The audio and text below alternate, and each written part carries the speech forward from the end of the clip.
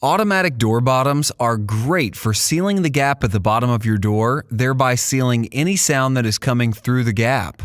People often ask, how does an automatic door bottom work? Does it need electricity? How well does it work? When you close the door, the nut will get pushed into the door jamb, and that will cause the seal at the bottom to be pushed down as the door closes, and fully seal when the door is closed.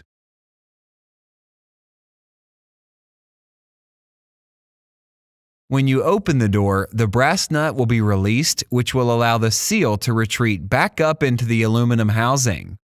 The up and down action allows an extremely tight seal that is not possible when using a standard door sweep, as it would get caught in the floor during opening and closing of the door.